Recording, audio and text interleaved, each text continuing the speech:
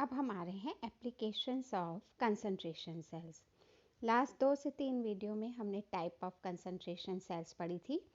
अब हम लास्ट इस पे आ रहे हैं एप्लीकेशन ऑफ कंसंट्रेशन सेल्स। तो सबसे पहली एप्लीकेशन है determination of valency of ions या आयन की संयोजकता का निर्धारण। तो हम जानते हैं कि नर्स्ट के इक्वेशन के आधार पर E बराबर होता है E0 minus RT/NF ln A1/A2, जहाँ A1 और A2 इलेक्ट्रोलाइट्स या विद्युत अपघटय की सक्रियता है। जहाँ हम कंसंट्रेशन सेल्स या सांद्रता सेल की बात करते हैं वहाँ हम E0 का मान 0 रखते हैं, क्योंकि अगर प्रत्येक इलेक्ट्रोड की सक्रियता या एक्टिविटी 1 हो जाएगी तो उस स्थिति में इलेक्ट्रोड एक जैसे हो जाएंगे, कोई इलेक्ट्रोड विभव नहीं होगा, तो फिर हमारी सांद्रता सेल्स काम नहीं करते हैं। उस स्थिति में हम E0 को 0 रखकर हमारी इक्वेशन हो जाती है E बराबर माइनस RT/NF ln A1/A2, या RT/F की जगह हम वैल्यू रख दें तो ये हो जाती है E बराबर 0.0591/N, माइनस साइन हटाने के लिए हम log ऑफ A2/A1। तो ये इस इक्वेशन के द्वारा हम आयंस की, जो कि N संयोजकता क्या है N, तो भी संयोजकता का निर्धारण कर सकते हैं। एक एग्जाम्पल ले लेते हैं। जैसे हमने कोई सेल डायग्राम लिखा है जिसमें मरकरी के 2 इलेक्ट्रोड्स लिए गए हैं और मर्क्यूरस नाइट्रेट में डिप हैं। एक्टिविटी क्या है 0.02 m और 0.2 m। 2 लाइन खींची हैं, इसका मतलब दोनों विलयन को हमने एक सॉल्ट ब्रिज या लवण सेतु से अलग किया हुआ है। अब हमें इसमें विद्युत वाहक बल भी दिया हुआ है E.0295। अब क्या निकालना है, मर्क्यूरस आयन की संयोजकता। तो E बराबर 0.0591/N log ऑफ A2/A1। जैसा कि लास्ट वीडियो में भी मैंने बताया था कि हम ऊपर हमेशा ज़्यादा सक्रियता और नीचे कम रखेंगे, तो 0.2/0.02 रख दिया। E की जगह हमने वैल्यू रख दी 0.0295। अब हमने जब इसको किया तो N बराबर हो जाता है 0.0591/N और log ऑफ 10 होता है, क्योंकि 0.2 और 0.02, तो 10 हुआ, 10 का log 1 हो जाता है। और जब हमने इसको डिवाइड किया तो ये 2 के बराबर आया। तो N बराबर 2, यानी जो मर्क्यूरस आयन है वो Hg2+ के रूप में है। तो इस तरह से हम आयन की संयोजकता निकाल सकते हैं। दूसरा आता है अल्प विलय लवणों की विलयता का निर्धारण। अल्प विलय मतलब स्पिरिंगली सॉल्युबल सॉल्यूट्स, बहुत कम विलयशील होने वाले पदार्थ। किसी भी विलयन में अगर हम आयनिक सांद्रता की गणना करते हैं तो सांद्रता सेल से निकल जाती है। अब कम सॉल्युबल हैं, अल्प विलय हैं, बहुत ही कम सॉल्युबल हैं, उसका सबसे अच्छा उदाहरण है सिल्वर क्लोराइड। तो हम ये मानते हैं कि पदार्थ जो है वो, जब उसको हम सैचुरेटेड सॉल्यूशन बनाते हैं, सैचुरेटेड सॉल्यूशन वो होता है जिसमें और अधिक पदार्थ डालने पर वो घुलता नहीं है। तो जब हम किसी भी पदार्थ का सैचुरेटेड सॉल्यूशन बना लेते हैं तो उस स्थिति में वो पूर्णतः आयनिक अवस्था में रहता है, और आयनिक सांद्रता जो है वो किसी भी सॉल्ट की विलयता सॉल्युबिलिटी के समानुपाती होती है। तो सांद्रता सेल को हम कैसे बनाते हैं, तो एक विलयन की सांद्रता हमें ज्ञात होती है और दूसरा विलयन जो हम लेते हैं वो अल्प विलय लवण स्पिरिंगली सॉल्युबल साल्ट का सैचुरेटेड सॉल्यूशन लेते हैं। ठीक है, तो एक ऐसा इलेक्ट्रोलाइट लेते हैं जिसका हमें पता होता है विभव, और दूसरे के साथ उसको कनेक्ट करते हैं। इसमें इलेक्ट्रोड इस प्रकार के होते हैं कि ये सैचुरेटेड सॉल्यूशन के लिए या तो धन आयन यानी पॉजिटिव आयन या नेगेटिव आयन के किसी के भी प्रति रिवर्सिबल हों। अब सपोज करते हैं कि मैंने जैसा बताया कि जो सबसे अच्छा उदाहरण है अल्प विलय लवण का या स्पेरिंगली सॉल्युबल सॉल्ट का, वो है सिल्वर क्लोराइड। तो हमने ऐसा एक सेल बनाया, सिल्वर इलेक्ट्रोड लिया है और सिल्वर इलेक्ट्रोड को सैचुरेटेड सॉल्यूशन से जोड़ा है AgCl के। सपोज करते हैं कि उसकी कंसंट्रेशन C1 है। फिर उसके साथ हमने एक ऐसा इलेक्ट्रोड सिल्वर नाइट्रेट इलेक्ट्रोड जोड़ दिया जिसकी कंसंट्रेशन है 0.01 और जो 0.01 N का सिल्वर नाइट्रेट है जिसमें Ag की कंसंट्रेशन है C2.01। तो ये हमने सेल बनाया है और इस सेल में भी हमने बीच में सॉल्ट ब्रिज रखा हुआ है। तो 25 डिग्री सेंटीग्रेड पर अगर हम लें तो E बराबर वही 0.0591/N log of C2/C1। C2 हमें पता है और C1 जो है वो हमें AgCl की कंसंट्रेशन देगा। AgCl क्या है? अल्प विलय लवण।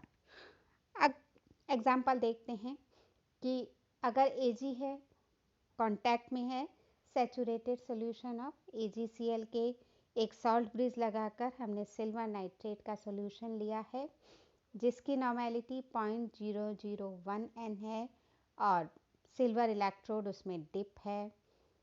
विद्युत वाहक बल 0.1182 वोल्ट है।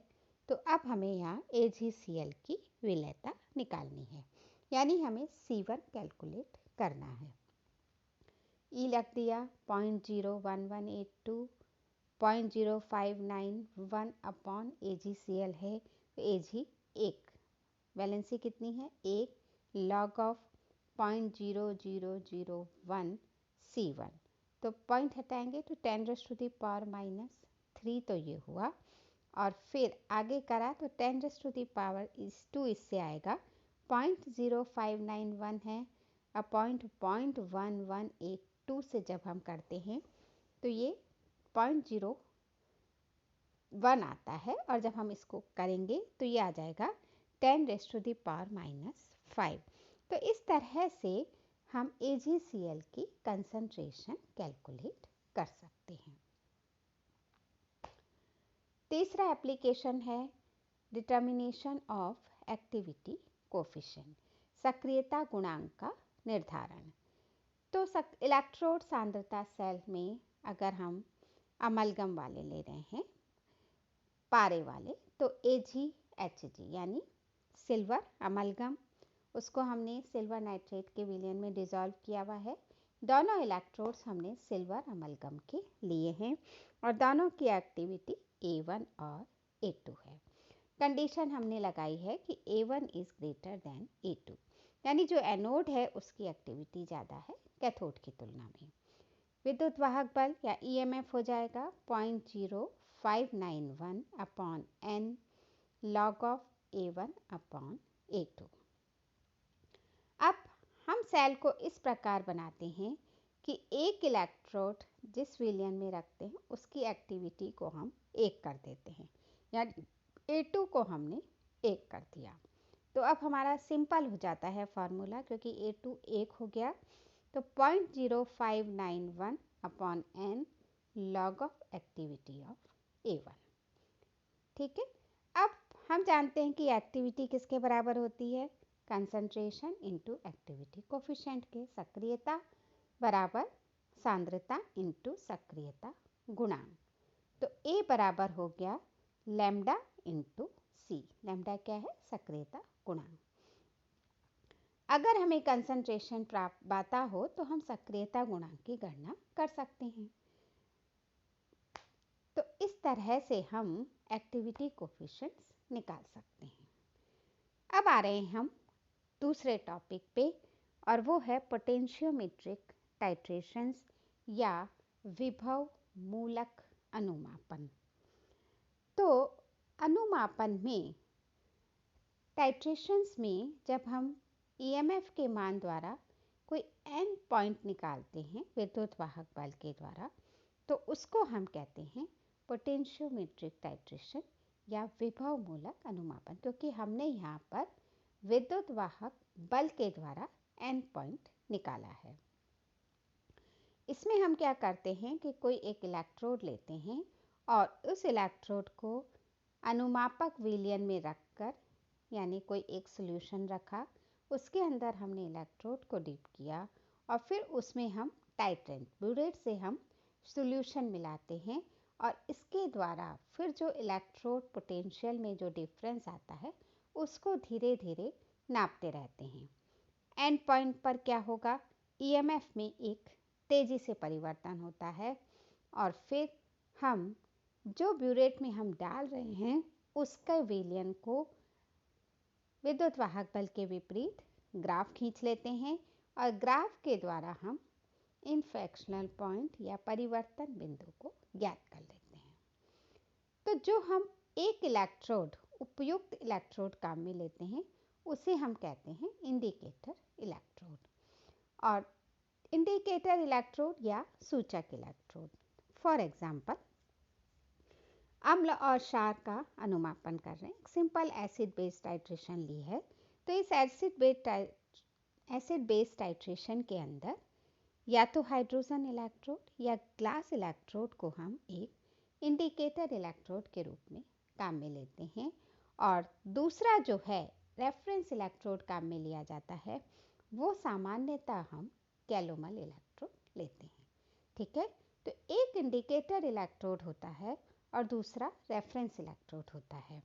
जब हम एसिड बेस टाइट्रेशंस करेंगे तो उसमें हाइड्रोजन या ग्लास इलेक्ट्रोड हमारा इंडिकेटर इलेक्ट्रोड होगा और रेफरेंस इलेक्ट्रोड सामान्य तौर पर हम कैलोमल इलेक्ट्रोड काम में लेते हैं। तो एडवांटेज ऑफ पोटेंशियोमेट्रिक टाइट्रेशंस, हम क्यों काम में लेते हैं पोटेंशियोमेट्रिक टाइट्रेशंस को? तो सबसे बड़ी बात यह है कि हम पोटेंशियोमेट्रिक टाइट्रेशंस जो हैं वो वीक एसिड और वीक बेस के लिए भी काम में ले सकते हैं और इसके लिए हमें कोई इंडिकेटर की आवश्यकता भी नहीं होती। हम वीक एसिड वीक बेस के कॉम्प्लेक्स को भी टाइट्रेशन के द्वारा निकाल सकते हैं। दूसरी चीज़, हम कलर्ड सॉल्यूशंस का भी टाइट्रेशन कर सकते हैं क्योंकि हमें इंडिकेटर की ज़रूरत ही नहीं है। तीसरा, प्रेसिपिटेशन टाइट्रेशंस या अवक्षेपण अनुमापन में भी पोटेंशियोमेट्रिक टाइट्रेशंस यूज़ होती हैं और ऑक्सीडेशन रिडक्शन टाइट्रेशंस भी ले सकते हैं और हमें इसमें बाहर से कोई इंडिकेटर भी आवश्यकता नहीं होती। तो हर तरह की टाइट्रेशन या अनुमापन हम इसके द्वारा निकाल सकते हैं, यानी वीक एसिड वीक बेस हो, कलर्ड सॉल्यूशन हो, प्रेसिपिटेशन हो रहा हो या ऑक्सीडेशन रिडक्शन हो, सब तरह की टाइट्रेशंस का उपयोग हम इसमें कर सकते हैं। अब चूँकि दो चीज़ें हैं, इंडिकेटर इलेक्ट्रोड, तो इंडिकेटर इलेक्ट्रोड जो सामान्य रूप में काम में लिए जाते हैं दो तो हमने बता दिए, या तो हाइड्रोजन इलेक्ट्रोड होगा या ग्लास इलेक्ट्रोड होगा। कभी कभी हम क्विन हाइड्रोजन इलेक्ट्रोड या टंगस्टन या मॉलिब्डेनम इलेक्ट्रोड भी ले सकते हैं। तो ये जो है ये आपको कभी कभी जो 10 क्वेश्चंस आते हैं जिनमें आधे आधे नंबर के, तो उसमें आपको पूछा जा सकता है कि दो सूचक इलेक्ट्रोड्स या name of two indicator electrodes, तो वो आपको याद करने होंगे। अब सबसे पहले टाइट्रेशन पे आ रहे हैं हम, acid base titration. Acid base titrations में हमेशा क्या होगा, अम्ल और क्षार में न्यूट्रलाइजेशन या उदासीनीकरण होता है और H+ और OH आयंस की कंसंट्रेशन या सांद्रताओं में परिवर्तन होता है। तो इसका कंसंट्रेशन हाइड्रोजन और हाइड्रोक्सिल आयन में होता है। तो इस बेसिक टाइट्रेशन में हम एक हाइड्रोजन इलेक्ट्रोड का उपयोग करते हैं, वो हमारा इंडिकेटर इलेक्ट्रोड होता है और रेफरेंस के रूप में हम कैलोमल इलेक्ट्रोड का काम में लेते हैं। अब H आयंस और OH आयंस की कंसंट्रेशन में चेंज होने की वजह से क्या चेंज होता है, pH के परिवर्तन होता है और उसकी वजह से हमारे सेल के विद्युत वाहक बल में परिवर्तन होगा। तो हम लिख सकते हैं कि E बराबर E0 माइनस 0.0591 लॉग, ये तो हो गया RT/F, N 1 है, log of 1/H+ 25 degree centigrade लिया है हमने। अब माइनस को हम प्लस भी कर सकते हैं, तो E0 plus 0.0591 log H plus log of H plus ion की सांद्रता। अब हम जानते हैं कि अगर हम हाइड्रोजन इलेक्ट्रोड ले रहे हैं तो वो हमारा मानक हाइड्रोजन इलेक्ट्रोड है और हम उसको शून्य मानते हैं अपनी इच्छा से। तो जब हाइड्रोजन इलेक्ट्रोड की बात कर रहे हैं तो हमारा विद्युत वाहक बल हो जाता है E बराबर 0.0591 log of H plus ion concentration. Hydrogen या ग्लास इलेक्ट्रोड और कैलोमल इलेक्ट्रोड को हम एक सॉल्यूशन में या एसिड में डुबोते हैं और इस पूरे सॉल्यूशन को या इस पूरे दो इलेक्ट्रोड के साथ हम एक सेल बनाने के लिए इसको एक पोटेंशियोमीटर से जोड़ देते हैं और वो पोटेंशियोमीटर से हम क्या कर रहे हैं, विद्युत वाहक बल नाप रहे हैं। फिर जो ब्यूरेट है उससे धीरे धीरे हम बेस या क्षार डालते हैं। तो देखो ये इस तरह का डायग्राम है जो हमारा पोटेंशियोमीटर टाइट्रेशन दिखा रहा है। हमने एक बड़ा सा बीकर ले लिया है और उस बीकर में हमने एक सॉल्यूशन एसिड का भर लिया है जिसकी पीएच हमें नहीं पता है। फिर एक तरफ हमारा हाइड्रोजन इलेक्ट्रोड है और इस हाइड्रोजन इलेक्ट्रोड में क्या है, हाइड्रोजन एटमॉस्फेयर पे भरी हुई है, प्लेटिनम है, ये हमारा हाइड्रोजन इलेक्ट्रोड है जो हमारा इंडिकेटर इलेक्ट्रोड है। इसके साथ हमने एक रेफरेंस इलेक्ट्रोड डाल दिया है जो हमारा सैचुरेटेड कैलोमल इलेक्ट्रोड है। इन दोनों को हमने पोटेंशियोमीटर से जोड़कर एक सेल बना दिया। यहाँ एक ब्यूरेट दिखाई दे रही है जिससे हम NaOH सॉल्यूशन इस सॉल्यूशन के अंदर जिसको एसिड है उसमें डालते जाएंगे और जब हम इसमें डालेंगे तो हमारा EMF चेंज होगा।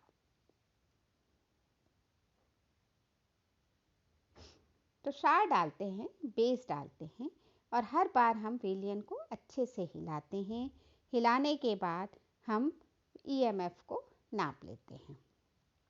धीरे धीरे जो टाइट्रेंट हैं 1 ml, 2 ml, 3 ml ऐसे हम डालते जाते हैं और EMF की वैल्यू कैलकुलेट करते हैं। जैसे ही एंड पॉइंट आता है तो EMF के वैल्यू में एकदम चेंज आता है। अब हम ग्राफ प्लॉट कर लेते हैं। EMF या विद्युत वाहक बल और बेस का आयतन जो हम ऊपर से डाल रहे हैं। तो दो तरह के ग्राफ कैसा मिलता है, पहले हमारा EMF थोड़ा सा बढ़ता है, फिर एंड पॉइंट पर आकर ये एकदम तेजी से बढ़ता है और फिर धीरे धीरे बढ़ता है। तो जो एकदम से परिवर्तन आता है वो हमारा कहलाता है एंड पॉइंट, जिसको हम नीचे डालकर पता करते हैं। इसी ग्राफ को हम delta E upon delta V और क्षार के विनिमय मतलब EMF के साथ आयतन में परिवर्तन और टाइट्रेंट का आयतन लेते हैं। तो धीरे धीरे बढ़कर एकदम से पीक आया और फिर तुरंत कम होने लगता है। तो ये जो पीक का पॉइंट है ये हमें एंड पॉइंट देता है। तो सही बिंदु ज्ञात करने के लिए हमें जो है सेकंड वाला ग्राफ जिसमें हम विद्युत वाहक बल का आयतन के साथ परिवर्तन और क्षार के आयतन के साथ ग्राफ खींचते हैं और हमें एक पीक प्राप्त होता है।